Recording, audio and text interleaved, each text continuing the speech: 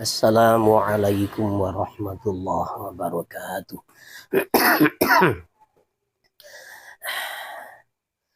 Bismillahirrahmanirrahim. Kita meneruskan pembahasan tentang surat An-Nazi'at dimulai dari ayat ketiga ya.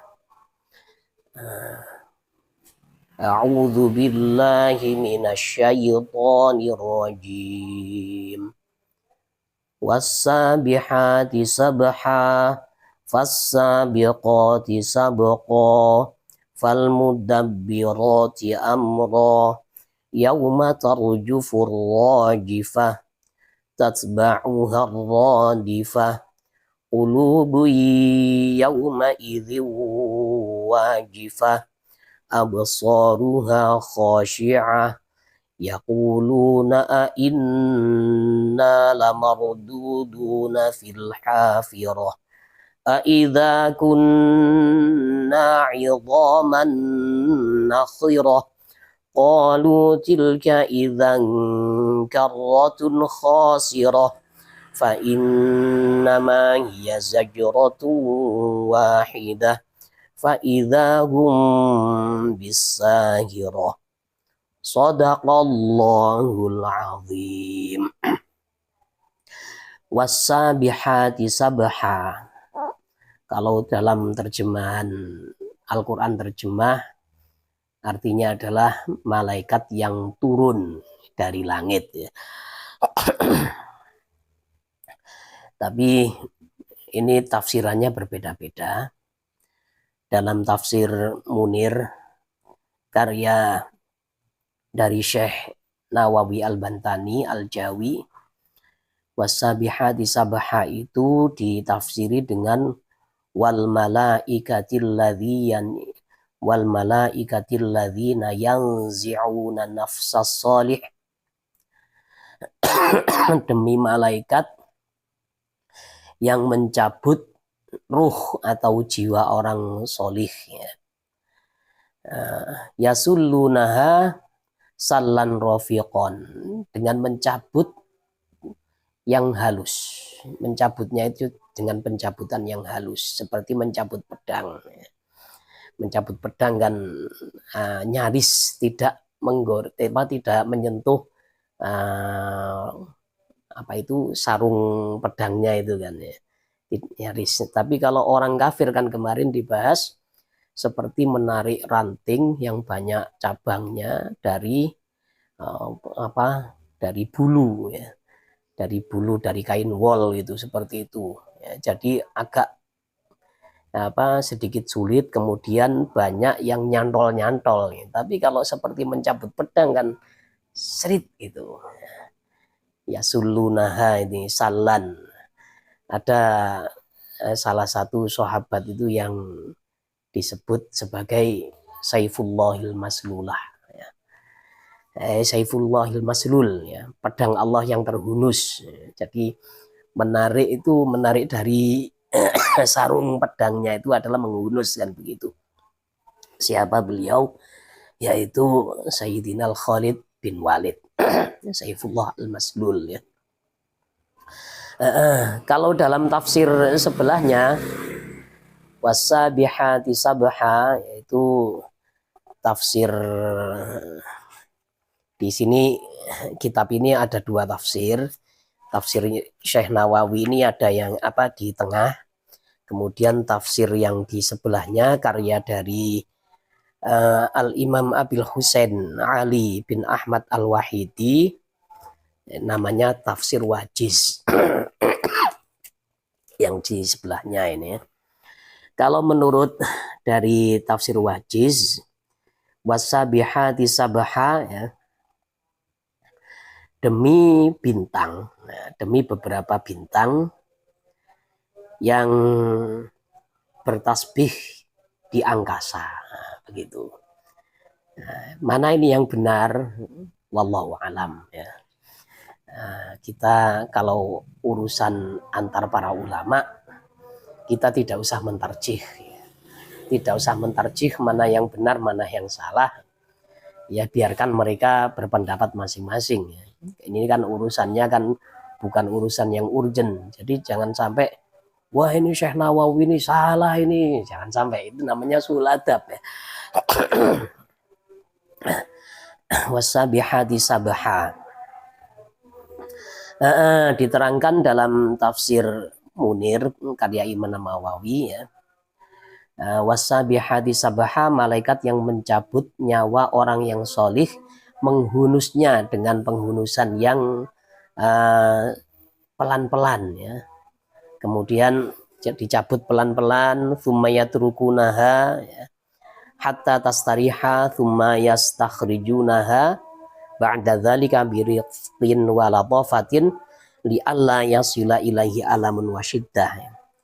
Jadi mencabutnya enggak langsung del gitu, enggak, sedikit demi sedikit.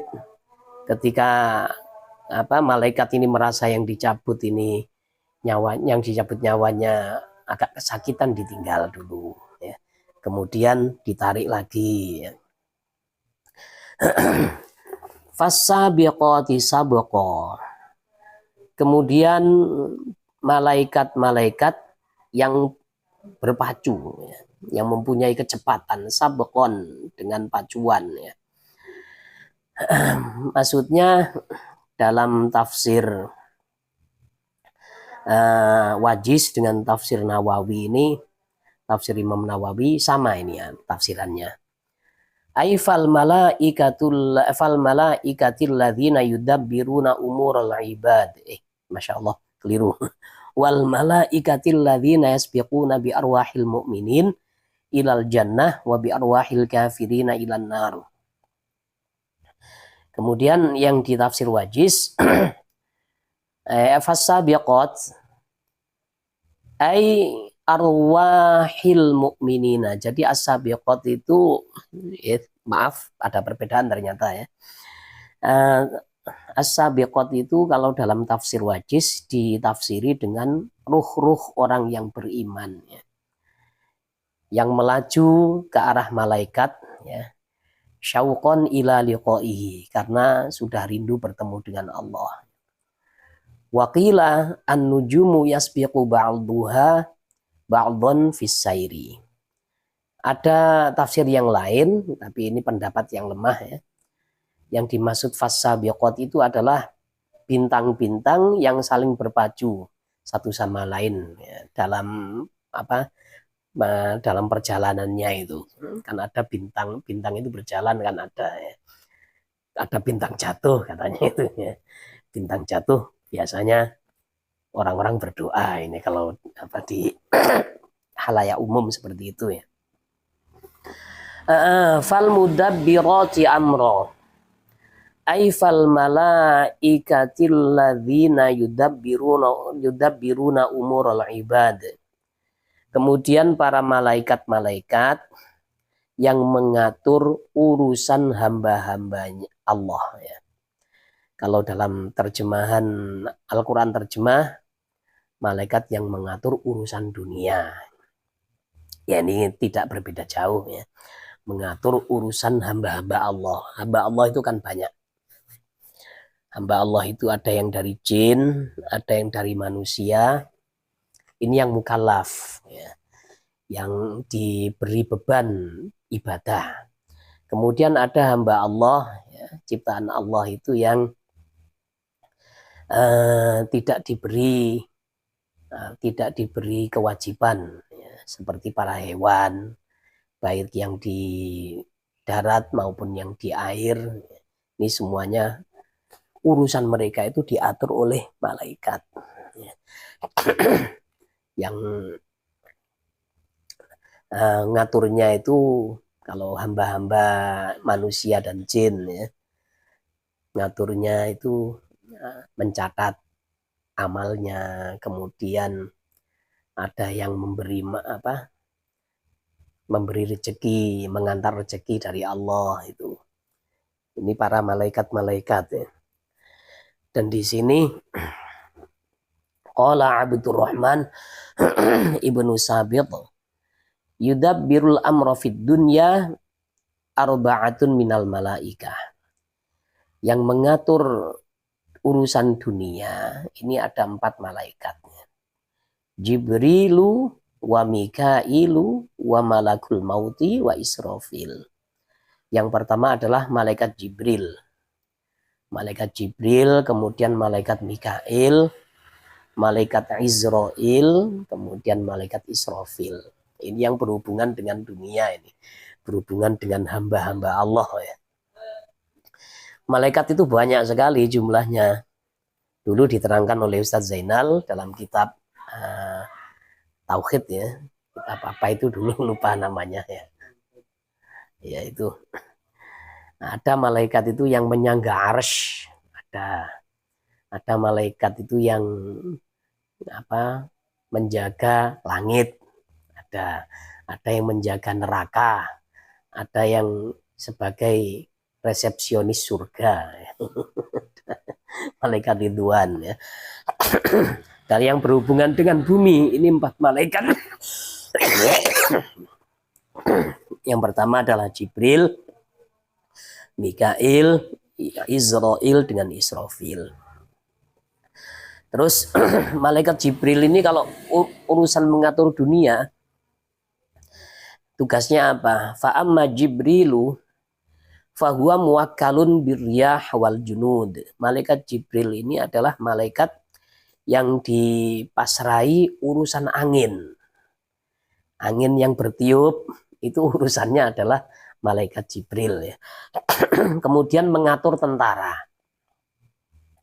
Jadi malaikat Jibril ini jenderal ya.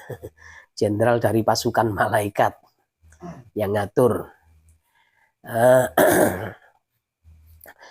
Ketika kita ingat kejadian yang menimpa kaum Ad ya. Menimpa kaum Ad pada waktu itu kan ketika kaum Ad ini tidak percaya dengan Nabi Hud, mereka ini binasa gara-gara angin. Mereka merasa paling kuat. Merasa paling kuat, paling tinggi, paling kekar badannya, tapi binasanya dengan angin. Ya siapa yang meniup angin? Ya malaikat Jibril ini. Malaikat Jibril hanya satu malaikat bisa mengalahkan satu kaum. Ya. Satu kaum yang semuanya kuat-kuat. Ini padahal hanya satu malaikat. Apalagi kalau malaikatnya banyak. Nah, ini. Wa amma Mikail, kalau malaikat Mikail fahuwa muwakkalun bil qudri wan nabat. Ya. Malaikat Mikail ini urusannya ya dipasrai urusan hujan dengan tumbuh-tumbuhan. Ya. Jadi mengatur hujan intensitasnya berapa ya. Berapa jam hujan ini turun, kemudian lebatnya seperti apa. Ini urusannya adalah malaikat Mikail. Kemudian menumbuhkan tanaman-tanaman ini urusannya malaikat Mikail. Wa amma Israel, adapun malaikat Israel fahuwa muwakkalun biqabdil arwah ya. Malaikat Israel ini dipasrai sebagai malaikat pencabut nyawa. Nah, ini sudah terkenal ini. Malaikat pencabut nyawa. Malaikat Sirajatega ya. Kalau sudah mencabut nyawa tidak pandang bulu. Tidak pandang bulu, yang dicabut itu baik anak kecil atau orang yang sudah dewasa, semuanya dicabut. Cuma malaikat Israel itu enggak tega nyabut nyawa Nabi Muhammad SAW ya. Enggak tega beliau. Kan ada satu riwayatnya. Ketika itu malaikat Israel turun menyampaikan pesan dari Allah. Ya Nabi Allah, ya Rasulullah ya. Kalau kau ingin nggak mati sekarang, saya nggak akan mencabut. Ini pesan dari Allah. Saya diberi pilihan oleh Allah untuk tidak mencabut nyawamu sekarang. Tapi kalau kau sudah ingin bertemu dengan Allah, maka saya cabut sekarang. Saya sebenarnya nggak tega ini. Terus ada nabi itu yang ketika mau dicabut ngelawan. Ada nabi yang punya tangan besi, yang punya tangan mematikan, yaitu Nabi Musa.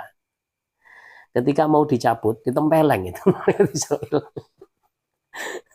Ternyata ya apa malaikat Israel ya bingung, kemudian naik ke atas, naik bertemu dengan Allah, ya, sowan, ya Allah, engkau suruh aku mencabut orang yang nggak mau mati. Saya ditempeleng ya Allah. Ya sudah ya. Kata Allah ya, ini dalam satu riwayat hadis memang, kalau memang Musa itu ingin hidup lebih panjang, tangannya suruh naruh di apa, di kulit sapi. Nanti ada berapa helai bulu yang di bawah telapak tangan itu jatah umurnya. Mungkin satu bulu itu 1 tahun, atau 1 bulan, atau 1 hari, wallahu a'lam ya. Tapi ya banyak ya. Kemudian Nabi Musa bertanya, kalau saya mati sekarang dengan mati besok, tempat saya nyaman atau enggak? Ya nyaman. Ya mati sekarang aja sudah. Silakan cabut. Nah itu. Wa amma Israfil, adapun malaikat Israfil, fahuwa yanzilu alaihim bil amri minallahi ta'ala walaysa fil malaikati aqrabu minhu. Malaikat Israfil ini adalah malaikat yang turun kepada para hamba-hamba Allah, maksudnya dengan meniup sangkakala, makanya apa, nyawa-nyawa dari orang-orang yang sudah mati itu akan kembali ke jasad masing-masing. Nah, peniup trompet atau sangkakala ini, dan meniupnya itu juga dengan perintah Allah. Terus malaikat ini yang posisinya paling dekat dengan Allah, katanya ini ya di situ. Yauma tarjufur rajifah. Yauma tarjufur rajifah artinya di hari sesuatu yang menggetarkan. Ya. Sesuatu yang menggetarkan itu menggetarkan dunia. Wa yauma mansubun bijawabil qasam al-mudmar. Yauma di sini dibaca nasab, tanda nasabnya adalah fathah ya. Dengan jawab qasam yang disimpan ya. Maksudnya sumpah-sumpah yang ada di sini itu kan dari awal ya, pakai wan nazi'ati gharqa, wawunya itu adalah wawu qasam, wawu yang digunakan untuk bersumpah. Kita kalau bersumpah kan pasti wallahi. Jadi dalam disiplin ilmu nahwu, huruf qasam atau huruf untuk bersumpah itu ada 3. Pakai wawu, pakai ba, dan pakai ta. Kita bersumpah wallahi, billahi, tallahi. Nah, itu. Nah, di sini yang digunakan oleh Allah adalah wan nazi'at. Ya, demi malaikat. Terus ada pertanyaan, kenapa Allah bersumpah? Pasti ada kelanjutannya, pasti ada jawabannya. Nah, jawabannya ini, jawab dari sumpah yang disimpan, ailatu ba'athunna ya kuffar Makkah yauma tataharrakun nafkhatul ula. Kalian akan dibangkitkan. Itu ya. Demi Allah ya, demi malaikat ya, kalian akan dibangkitkan. Itu. Kalian, hei orang-orang kafir Mekah, kalian akan dibangkitkan di mana di suatu hari yang tiupan malaikat Israfil itu menggetarkan dunia. Itu. Jadi tiupan pertama dari malaikat Israfil ini menggetarkan, membuat goncangan, ya, gempa bumi, ya. Gempa bumi, kemudian ya ini proses terjadinya kiamat itu ya. Langitnya terbelah, ya. Langit ini memerah, kemudian meleleh dan terbelah langit. Kan ada di surat Ar-Rahman itu, wangsyaqqatis sama wangsyaqqatis sama ufahiya apa ya suratnya itu ya. Pokoknya fakanat suwaradatan kadihan ya. Jadi langit itu nanti akan terbelah dan meleleh ya. Meleleh kemudian terbelah, warnanya memerah seperti bunga mawar. Faktor apa? Wallahu a'lam ya. Itu mungkin faktor api ya. Faktor api, api dari neraka jahanam mungkin yang diteteskan atau bagaimana. Ya kita semuanya nggak tahu. Ma'adzuhuri sauti ya. Wasummiyat an-nafkhatu birrajifah. Tiupan pertama disebut sebagai rajifah ya. Tiupan yang menggetarkan. Li'annad dunya tatazalzalu indaha wa tasawwatu ya. Fa inna tilkan nafkhata hiyal muhrikah likulli syai'. Tiupan pertama disebut sebagai rojifah karena ketika ditiup ya, dunia itu menjadi goncang, terjadi gempa bumi ya, setelah tiupan tersebut dan mengeluarkan suara. Ini pasti sesuatu yang sangat menakutkan ya. Sesuatu yang pasti sangat luar biasa dahsyatnya. Wong sekarang gitu. Mulai dari tanggal berapa kemarin ya? Tanggal 18 kalau nggak salah ya. 18 November Semeru yang sedang keluar ingusnya. Ini belum bersin ya. Itu saja sudah menghebohkan Indonesia. Semeru yang baru keluar beler ingusnya itu. Lah kalau bersin ya mungkin ya sampai ke sini dampaknya ya, kalau bersin ya.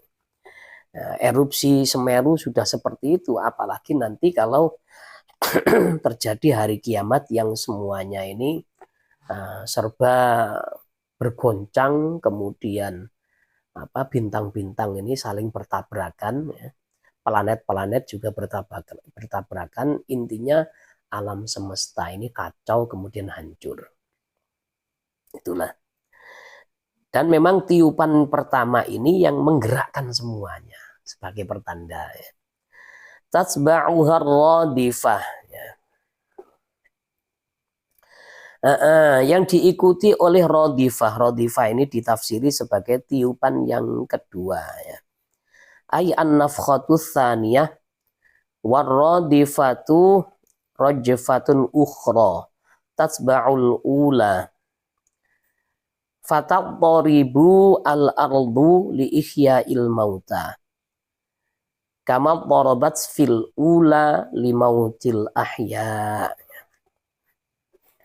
Maksudnya adalah Rodifa ini tiupan kedua juga menggoncang, juga menggoncang.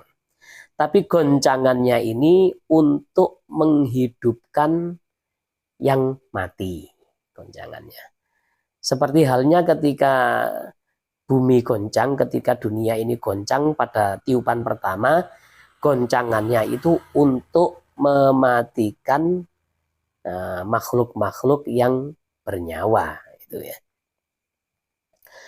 Wa yurwa 'anir rasuli, dan diriwayatkan dari Nabi Muhammad sallallahu alaihi wasallam, anna bainan nafkhataini arba'ina 'aman. Antara kedua tiupan ini tenggang waktunya adalah 40 tahun. Lama. Jadi memang kalau kita pikir-pikir, kita itu lebih lama hidup di alam lain daripada di kehidupan dunia ini. Coba dipikir ya. Kita hidup paling tidak itu sekitar 60-70 tahun. Umatnya Nabi ini ya. Nanti setelah itu, ketika masuk alam kubur, berapa tahun? Ya sampai hari kiamat. Kiamat dari sekarang sampai berapa tahun? Wallahu a'lam. Nabi Adam saja, Nabi Nuh yang umurnya 1000 tahun. Ya memang lama hidup 1000 tahun.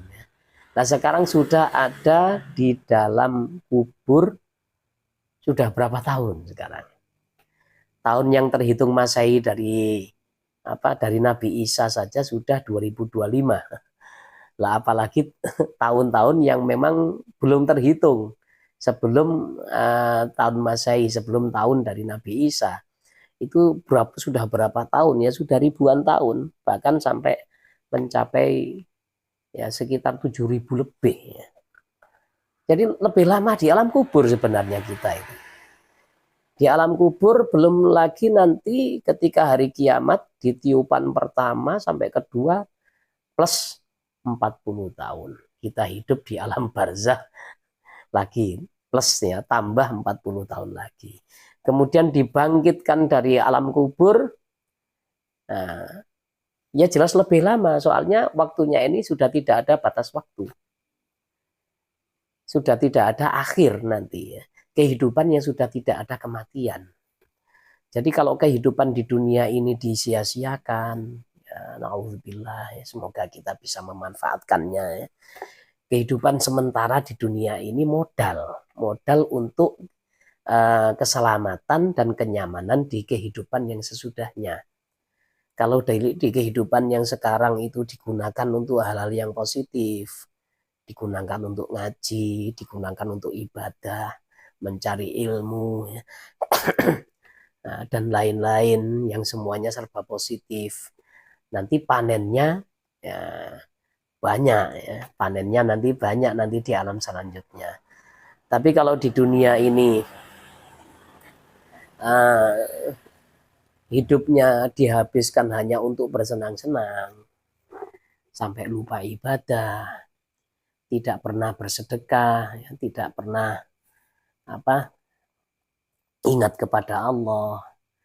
Nauzubillah kalau sampai mengingkarinya, sampai ingkar pada kiamat ya sudah kafir itu ya. Nanti ketika bangkit dari kubur ya penyesalan yang berkepanjangan. Qulubu yauma idzi wajifah. Ya, kita teruskan dulu.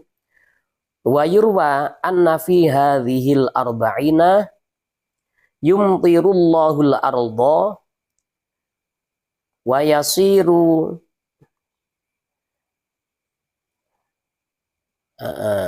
dzalikal ma'u 'alaiha kan nudhafi wa inna dzalika kasababi lil ahya'i walillahi ayyaf'ala ma yasha'u wa yahkumu ma yurid.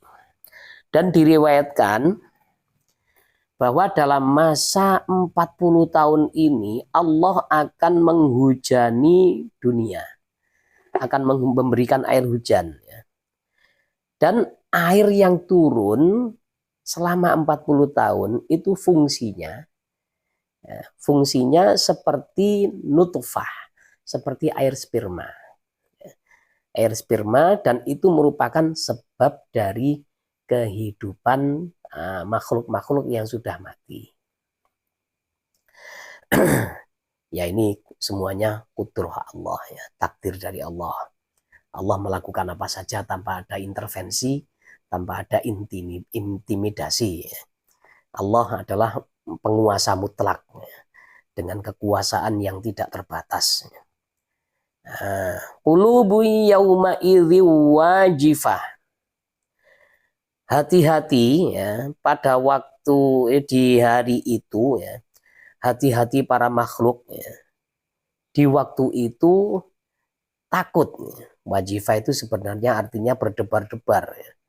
Dak dik duk der itu hatinya ya. Orang kalau takut itu kan pasti bergetar hatinya. Nah, seperti itu. Nah, ini kisah ketika sudah terjadi kebangkitan ya. Ay qulubu katsiratin. Ay qulubun katsiratun wa huwa qulubul kufar. Yauma idz yaqa'un nafkhatani syadidatul iltirabi. Wa hadhil jumlatu mubtada'un wa khabar. Setelah tiupan kedua, setelah 2 tiupan dari malaikat Israfil, mereka akan semuanya bangkit. Ketika bangkit, kaget. Diingat-ingat, kenapa kok kaget? Ini kan yang dijanjikan oleh Nabi Muhammad SAW. Ini di hati orang Quraisy seperti itu. Ini yang dijanjikan.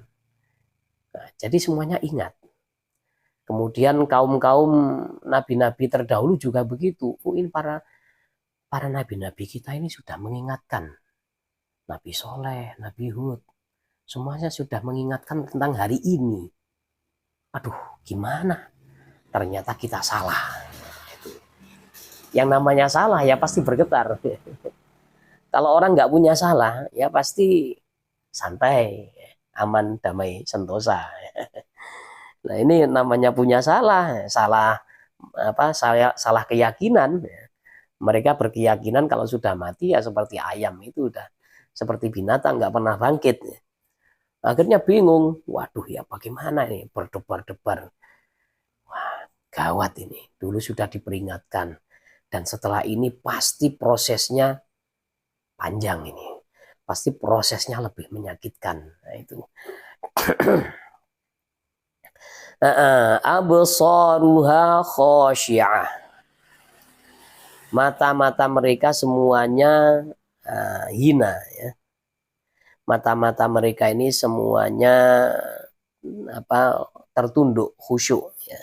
Khusyuk itu tertunduk. Dalam ayat yang lain kan muhti'ina muqni'i ru'usihim la yartaddu ilaihim tarfuhum wa afidatuhum hawa ya. Orang-orang kafir itu nanti semuanya tertunduk dengan hati yang hampa. Ya. Matanya tidak berani untuk menatap ke atas. Nah, inilah.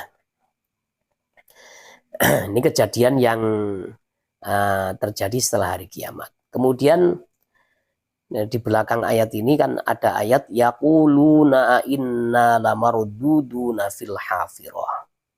Ini kejadiannya ketika Nabi memberi kabar kepada orang-orang yang ingkar ya, kepada orang-orang kafir Quraisy. Mereka berkata, mungkirina lil ba'thi muta'ajjibina minhu. Perkataan mereka ini perkataan yang ingkar terhadap kebangkitan, hari kebangkitan. Mereka itu menganggap suatu yang ajaib. Yang ajaib dan kayaknya nggak bakal terjadi. Nah itu. Inna lamarududuna fil hafirah. Apakah kami akan dikembalikan seperti sedia kala ya? Ba'da mautina fil hafirah ay fil halatil ula. Dalam keadaan yang pertama, artinya seperti sedia kala. Ay fil halatil ula wa qara'a Abu Hayyah fil hafirah. Ay anuraddu ila batida'i amrina ay ilal khufrah ya fil khufrah fanasiru ahya'an kama kunna. Ya, ini tafsirannya ya tidak beda jauh. Apakah kita akan dikembalikan seperti sedia kala dulu ya, kita hidup kembali. Idza kunna 'idhaman nakhirah. Apakah ketika kita sudah menjadi tulang-tulang yang berserakan, tulang-tulang yang sudah meretel, ya. Wong Jawa itu bilang meretel. Ya. Ya, kalau bahasa Indonesianya apa itu? Yang sudah terpisah itu, persendiannya sudah bercerai-berai ya, meretel bercerai-berai itu ya. Tapi ya meretel itu ya bahasa Indonesia dipreteli lah, itu kan ada ya. Menjadi bahasa Indonesia sudah. Ai mutafattitatan nuraddu wa nub'atsu ma'a kauni tilkal 'idham ab'ada syai'in minal hayah. Ini anggapan orang kafir. Bagaimana mungkin ya, kalau tulang itu sudah tercerai-berai, sudah berserakan di mana-mana. kemudian menjadi utuh, menjadi manusia lagi. Kayaknya jauh sekali ini. Jauh sekali. Terus ya apa carane gitu. Gimana caranya kalau sudah menjadi tulang kemudian tumbuh badan, wong tulangnya ya, tulangnya sudah tidak tersambung, sudah tercerai-berai kemana-mana. Menyatukan tulangnya saja sulit, apalagi menumbuhkan daging, kulit, rambut, dan lain-lain. Nah, itulah keterbatasan pikiran dari orang-orang kafir Quraisy dulu. Ya. Ya memang orang-orang kafir Quraisy dulu itu sebenarnya bukan orang bodoh sebenarnya. Mereka bodohnya itu hanya menyembah berhala gitu saja. Abu Jahal itu kalau sekarang masih hidup, ya termasuk profesor itu. Cerdas itu Abu Jahal sebenarnya.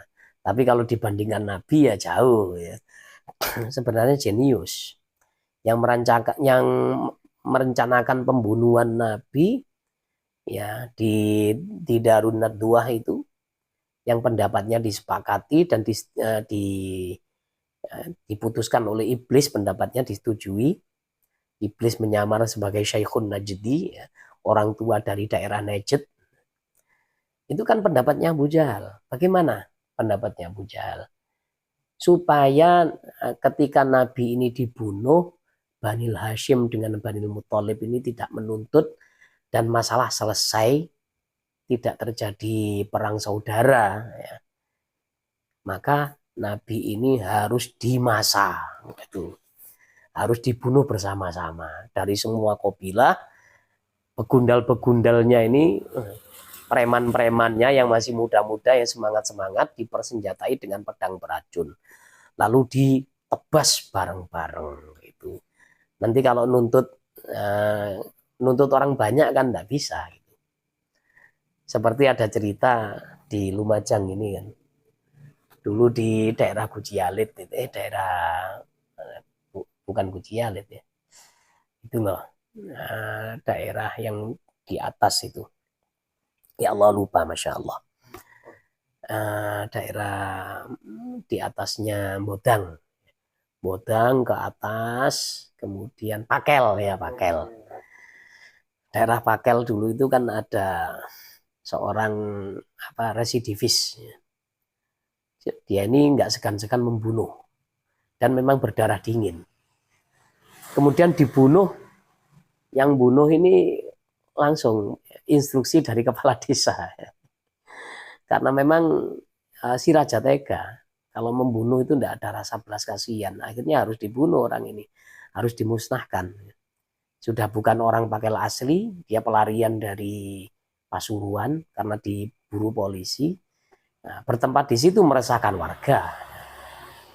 Nah, begitu dibunuh, nah, kemudian diurus oleh polisi. Siapa yang membunuh? 200 orang aku. Sudah, langsung polisi, nggak usah diurus, sudah. Yang bunuh 200 orang.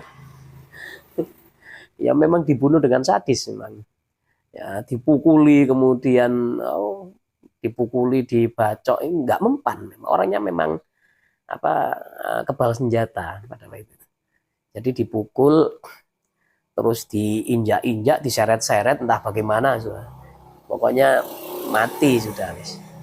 Dan yang bunuh 200 orang. Satu orang ngusutnya saja sudah lama, apalagi 200. Ya sudah gitu. Ini pendapatnya Abu Jahal seperti itu. Ya jenius memang Abu Jahal. Tapi mereka itu tidak mudah percaya kalau apa-apa itu tidak bisa dilihat di waktu itu. Nggak mudah percaya. Kelirunya di situ. Ya. Sesuatu yang gaib dianggap tidak akan terjadi. Andaikan contohnya ya, Isra Mi'rajnya Nabi.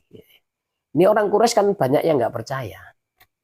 Masa ada perjalanan dari Mekah ke Masjidil Aqsa tidak memakan waktu berhari-hari. Kalau mereka berangkat dari Mekah pakai onta saja, onta yang super cepat itu sampai 1 bulan. karena jauh memang. Makanya namanya adalah Masjidil Aqsa. Masjid yang jauhnya itu sudah pol-polan memuncak dari Jawa dari Mekah itu sudah sangat jauh sekali di Filistin itu.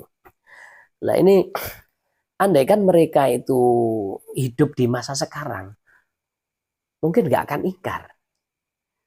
Nah sekarang ya Saudi ke Indonesia hanya 10 jam, kan nggak ada satu hari ya. Mungkin cuma satu malam mungkin. Satu malam dari sekarang itu hari mulai malam itu jam berapa? Jam setengah 6 ya, maghrib mulai malam.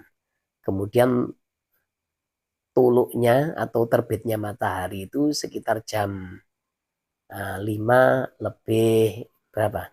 Lebih jam 5 kurang ya. Jam 5 kurang sekarang.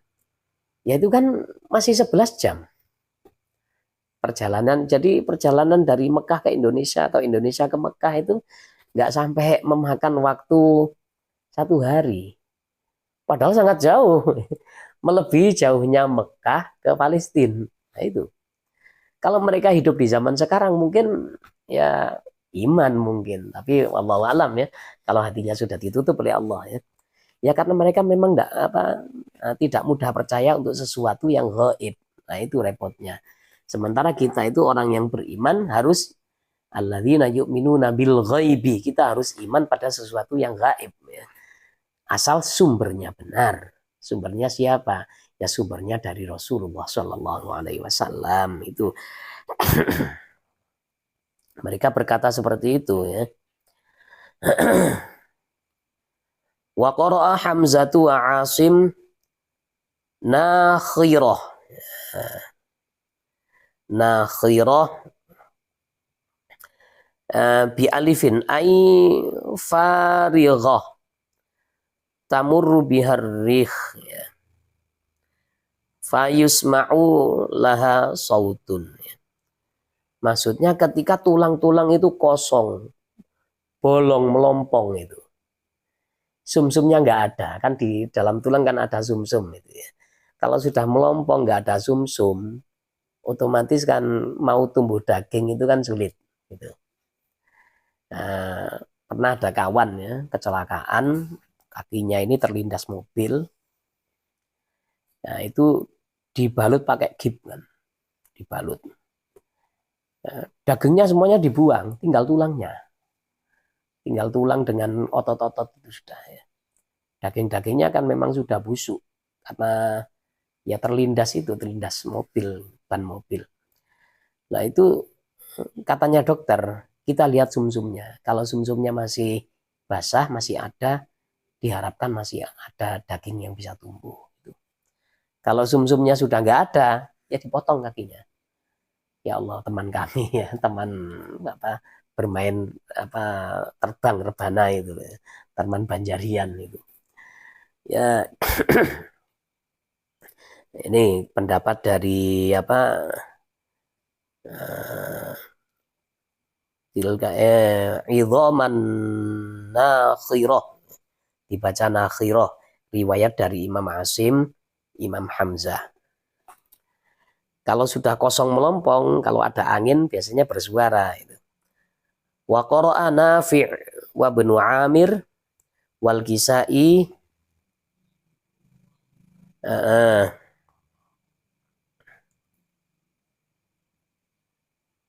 idza alal khabari.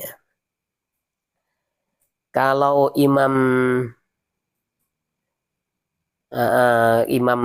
Amir dengan Imam Kisai membaca ayatnya itu bukan aidza. Kalau aidza itu kan istifham atau kalimat interrogatif ya, kalimat pertanyaan. Nah, di sini Imam Amir dengan Kisai membacanya idza kunna 'idhaman nakhirah. Ini urusan sab'ah ya. Qiraah sab'ah. Nah, kita serahkan pada ahlinya ya.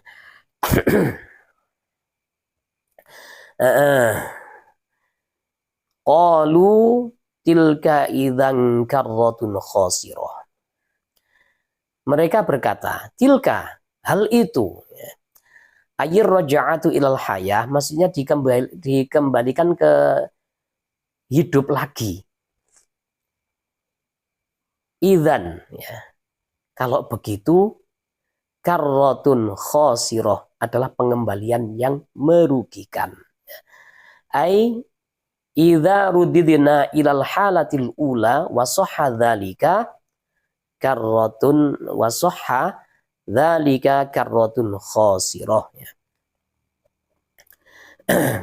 Maksudnya adalah apabila kita itu dikembalikan seperti sedia kala, dikembalikan hidup seperti waktu ini, ya, kita hidup di kehidupan pertama ini, itu merupakan pengembalian yang sangat merugikan jelasnya itu. Nah, itu. Ini ucapan dari orang-orang kafir, ya. Ucapan ini bukan pembenaran, ya. Kalau begitu pengertian pengembalian yang merugikan. Kalau orang nadanya seperti ini kan seakan-akan percaya. Tapi nada orang kafir ketika mengatakan hal itu jelasnya berbeda. Ya jelas rugi kalau benar. Nah, ini kan penghinaan kepada Rasulullah sebenarnya. Mereka mengatakan seperti itu, ya. Fa innama hiya zajratu wahidah.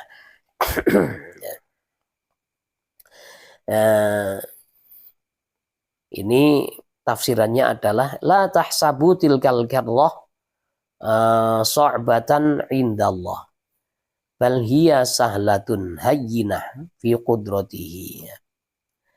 Ini ada sesuatu, ada apa, ucapan yang tersimpan yang tidak terucapkan sebelum ayat ini, ya. Maksudnya kalau kita terjemah, maka penghidupan kembali itu hanya satu tiupan. Fa innama hiya zajratu wahidah. Tapi sebelum kata-kata ini ada kata-kata yang tersimpan, ada makna yang tersembunyi, ya. Maksudnya jangan kau kira mengembalikan hidup lagi itu sulit bagi Allah. Itu mudah sekali, ya. Mudah sekali. Allah kuasa, ya. Karena mengembalikan dari mati ke hidup itu cukup dengan satu tiupan dari malaikat Israfil. Nah, itu. Di annaha hasilatun bisayhatin wahidah min Israfil. Fa idzahum bisahirah. Maka mereka pada waktu itu hidup di atas tanah yang putih, ya. Ini fa idzahum ahya'un ala wajhil ard al-baydha'i al-mustawiyati min ardil akhirah ba'da ma kanu amwatan fi jawfi ardid dunya. Nah, ketika mereka bangkit ini di atas tanah yang berwarna putih yang datar. Ya tanah akhirat seperti itu, ya. Kalau tanah kita kan warnanya kan gelap, ya. Apalagi tanah persawahan, ya. Warnanya kan coklat agak kehitaman gitu, ya. Nah, kalau tanah di akhirat semuanya berwarna putih. Di surga putih juga.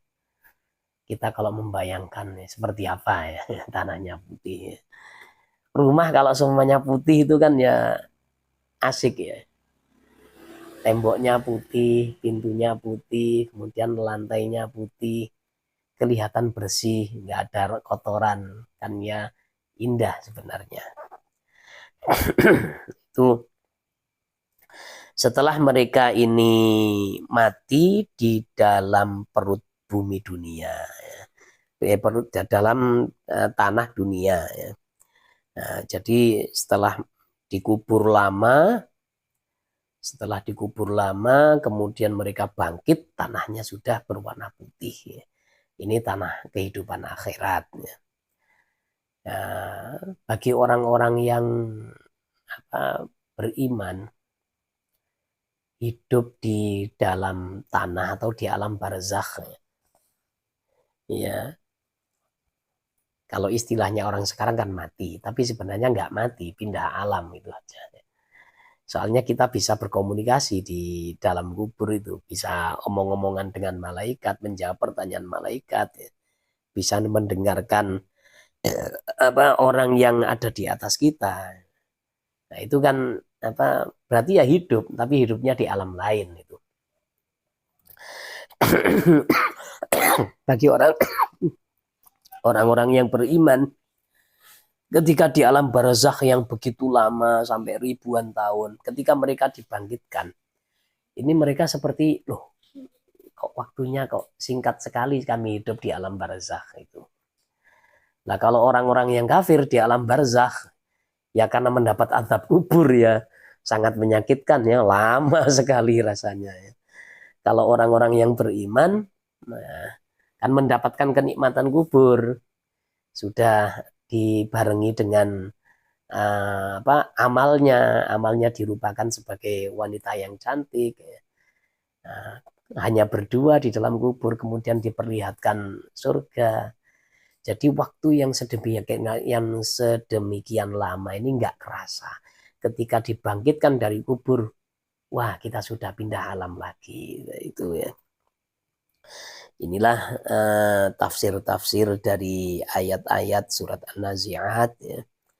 Semoga apa yang terkandung dalam ayat-ayat ini bisa menjadi motivasi ya.